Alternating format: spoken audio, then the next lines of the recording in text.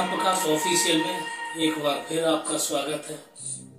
अब तक परमात्मा से प्रेरित जितने भी मेरे पास भजन परमात्मा के द्वारा प्रदत्त हुए, उनकी कृपा से आए, वो सब मैं आपके सामने गाता रहा। और भगवान श्री राम से संबंधित जितने भी भजन हैं वो अपने जीवन को राममय करने के लिए है। और राममय जीवन हो जाता है तो ये सारी प्रकृति तो अनुकूल हो ही जाती है।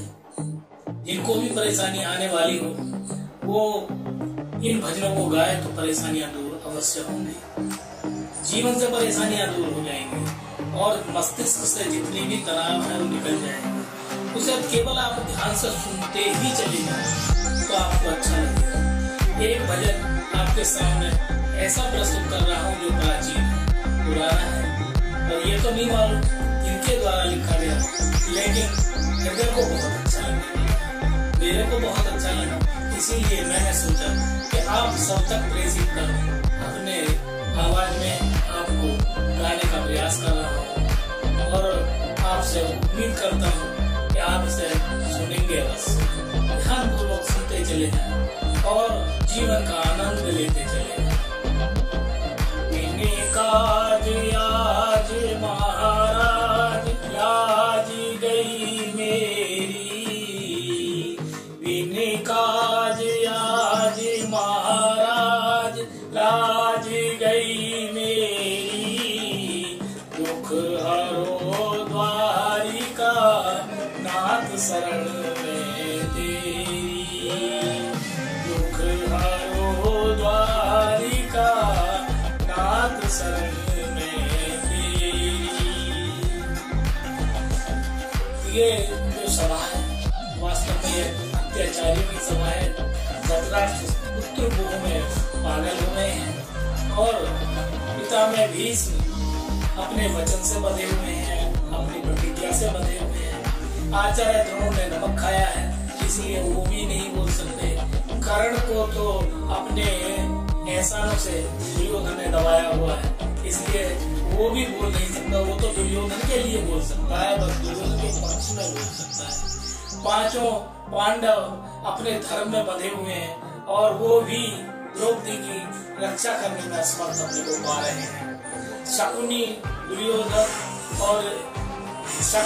और दुर्योधन तो वास्तव में यही अत्याचारी व्यभिचारी हैं और दुशासन तो उनकी आज्ञा को मान करके कुछ भी अत्याचार करने से चूकने वाले नहीं। द्रौपदी को खींचते हुए सभा में लाए हैं और द्रौपदी के वस्त्र हरण करने का उनका प्रयास चल रहा है और दुर्योधन बहुत अधिक उल्टे सीधे सब द्रौपदी को बोल रहा है और द्रौपदी यहाँ अनाथों की तरह से दुखी होकर विलाप कर रही है, बिलक कर रो रही है और सबसे संसार के जितने भी जीव हैं वहाँ पर पिता में भीष्म हो, आचार्य द्रोण हो और धृतराष्ट्र हो, कर्ण हो, सबसे प्रार्थना कर रही है कि किसी प्रकार से कृपाचार्य जी से लिखा कि भाई मेरी किसी प्रकार से आप लाभ बचाइए। आप जानते हैं कि यहाँ पर ये सब अत्याचार है, ये उपयुक्त नहीं है, लेकिन फिर भी यहाँ मेरा ऐसा जो अन्याय हो रहा है वो पूरी तरह से बराबर है।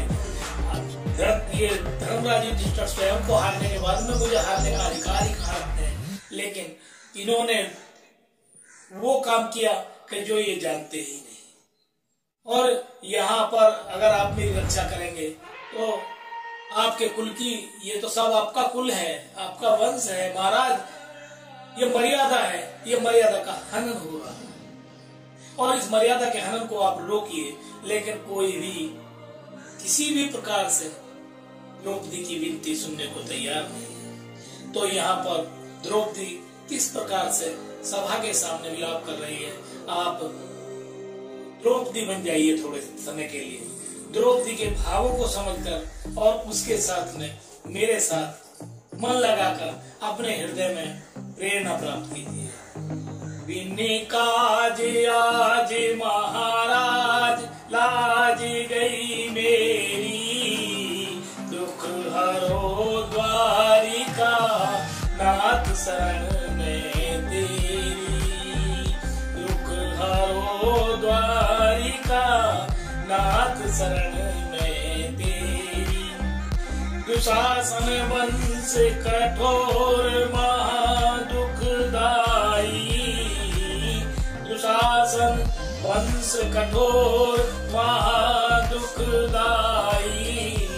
कर पकड़त मेरो चीर लाज नहीं आई।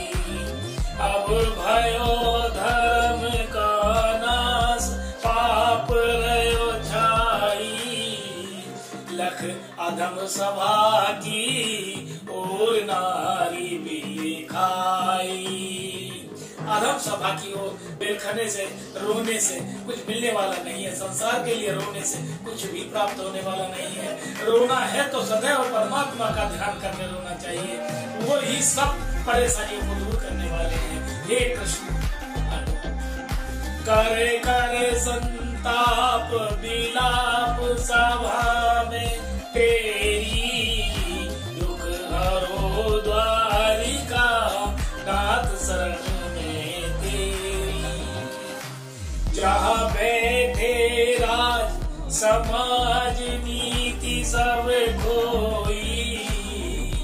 सभा में तो नीति हुआ करती है, सभा में तो नीति निपुण हुआ करते हैं। इस बात को देखने से पहले भी तो छोड़कर ही सभा को चले गए। जो कार्य हो रहा था उसे नहीं देख पाए, केवल वही धर्म और नीति को जानते हैं। और धर्म नीति के अनुसार कार्य न होने पर वे उस स्थान पर रहना भी नहीं चाहते। ये तो धर्मराज चलता है। तो ये है तो समाज राजा का, है तो मंत्रियों का, लेकिन यहाँ पर सभी नीति भूल कर बैठे हैं, अनीति करने पर उतारू है। जहाँ बैठे राज समाज नीति सब खोई। जहाँ बैठे राज समाज नीति सब खोई। ना कहत धर्म की बात सभा में कोई। पांचों पति बैठे मौन कौन गति होई। ले नंद नंदन का नाम द्रौपदी होई। ले नंद नंदन का नाम द्रौपदी होई। दुर्योधन शकुनी कर खड़े कुल घेरी। दुख हरो द्वारिका नाथ शरण में तेरी। अब क्या कह रही है? अब कह रही है भक्तों की एक पुकार पर दौड़े चले आते हो कृष्ण। आज मेरी पुकार क्या आपको सुनाई नहीं दे रही? क्या मेरा रोना दिखाई नहीं दे रहा? इस अबला की लाज को क्या आप बचाने नहीं आओगे? क्यों इतनी विलंब कर रहे हो? इतना देर क्यों हो रही है? हे कृष्ण आ जाओ, आ जाओ। तुम संतन को सुख दे देवी की नंदन। तुम संतन को सुख दे देवी की नंदन। हे तरुण मदन गोपाल भक्त चंदन। किया सिए दुख दूर।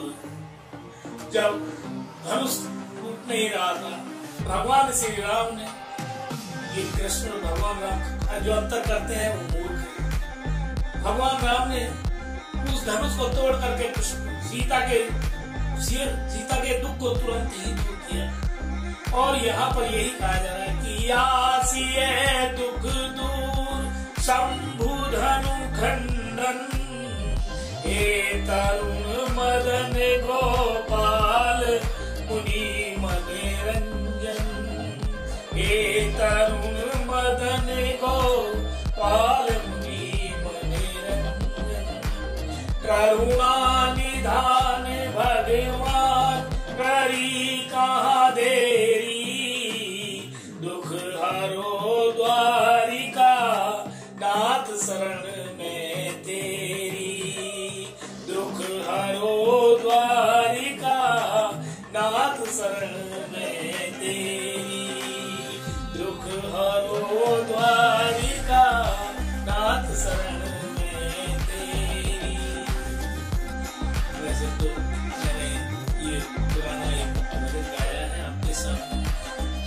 मैं आपसे एक बार विनम्र निवेदन करूँ कि यदि संभव हो सके तो यदि आपको समय मिले तो इसे सुन करके सब्सक्राइब करें और निश्चल भाव से शेयर करें और लाइक करें। जय हिंद।